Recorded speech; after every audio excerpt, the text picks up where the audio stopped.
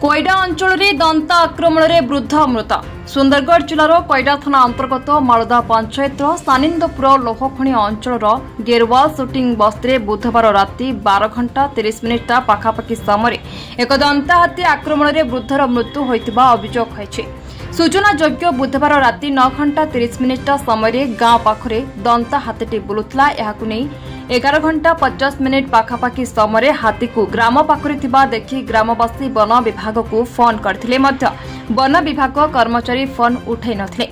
परे राति 12:30 समय पाखापाखि दंता हाथी घर भांगी पशिथिला। वृद्ध जनक भयरे जीवन विकल कबाट खोली दौड़ी पड़ाउथबा समय हाथी लोकों को आक्रमण करथिला और आक्रमण में वृद्धर मृत्यु होइतबा नै समाजसेवी श्रमिक युवनेता लक्ष्मण टुडू एवं ग्रामवासी वन विभाग को राति सारा फोन करथिले मध्य वन कर्मचारी फोन उठाई नथिले।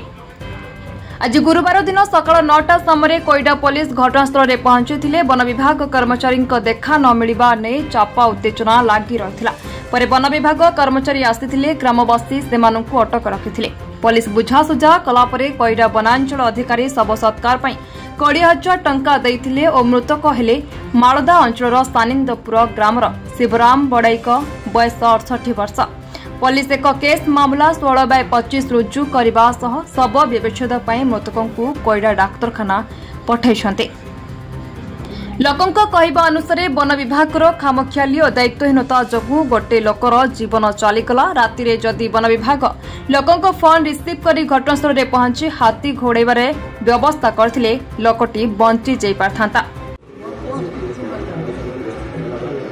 आज जो पुओ एमती करूछ आप कोन भाबुछन्ते भल लागछ मगुआ आउरी आगु जाना केते खुशी अछंती। श्री संजय कुमार दास बालेश्वर जिला बाहानगा ब्लॉक गोपालपुर कॉलेज सम्मुखें गढ़ी उठी शकुंतला ग्रुप ऑफ इंस्टीट्यूशन जहाँकि विषय +2 साइंस पिलामान गढ़ी उठी तार प्रोप्राइटर अटे। आज मो ड्यूटर 9 वर्ष पूर्ति अवसर में 10 वर्ष पूर्ति आज 10तम स्वागत संबर्धना सभा अनुष्ठित होता। +2 सेकेंड ईयर छात्र छात्री मान +2 फर्स्ट ईयर छात्र छात्री मान उद्देश्य स्वागत संबर्धना सभा और एक अभिभावक बैठक अनुष्ठित होता। यही स्वागत संबर्धना उत्सव उद्देश्य थिला जे वास्तव में आम अनुष्ठान आभिमुख्य कौन। आज अनुष्ठान 9 वर्ष शेष हो 10 वर्ष पदार्पण कर पाखापाखि 723 छुआ पास करगले और एवं 163 जन छात्र अध्ययनरत अच्छा। तेणु आज से उद्देश्य एक वेलकम सेरिमनी कार्यक्रम अनुष्ठित कौन वेलकम सेरिमनी अर्थ हूँ नूतन छात्र छात्री मानक पुरातन छात्र छात्री मान नूतन छात्र छात्री को संबर्धना उत्सव एवं सेमाने आम अनुष्ठान उद्देश्य लक्ष्य जो आम रही से लक्ष्य उपस्थापन करवा से किपरि निजक परिवर्तन कर समाजर परिवर्तन करने सतरे सामिल करवा। केवल जे शिक्षानुष्ठान आजिकल शिक्षानुष्ठान खाली मोर शिक्षानुष्ठान पाठ पढ़ा में किपरि चरित्र जो परिवर्तन कर निजक किपरि शृंखलित हो पारे किपरि समाजर सतरे सामिल हो पारे आम बार्ता। ओके परिचय दियम। मानस कुमार पात्र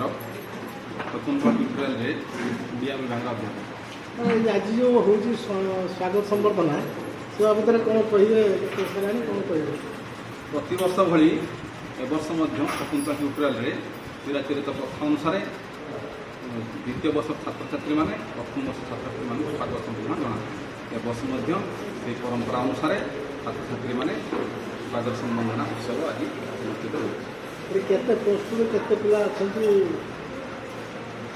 सेकेंड ईयर रे पाखापाखि 75 फर्स्ट ईयर रे 86 जन पिला। कोईडारू Akshay Biswal report B news.